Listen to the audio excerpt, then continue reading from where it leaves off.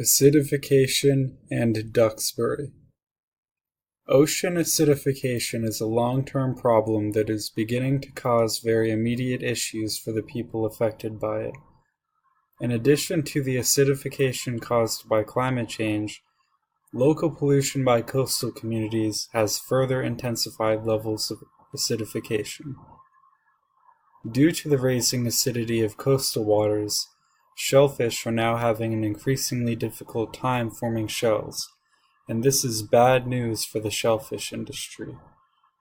As a whole, the Massachusetts fishing industry is struggling, yet shellfish have been seen as a bright spot, accounting for roughly $400 million per year, which is far more than any finfish species. In Duxbury, Massachusetts, there are 18 different shellfish farms in the Duxbury Harbor, which contribute a great deal to the local and state economy. All is well when the 18 businesses are thriving, but their crops will be increasingly threatened with further acidification.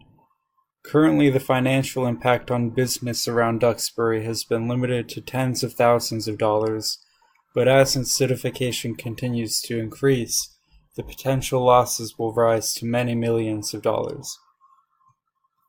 This level of loss will likely wreak havoc on the local and state fishing industry. Considering that further warming and acidification are forecasted by experts, the potential impact on the Duxbury shellfish industry and community does not look good.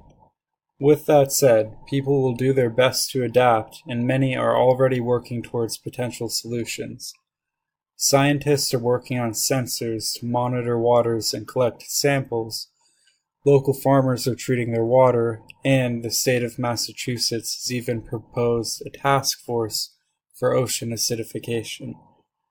While these efforts are encouraging, the proposed budget cuts to current environmental programs are a serious threat to the work being done.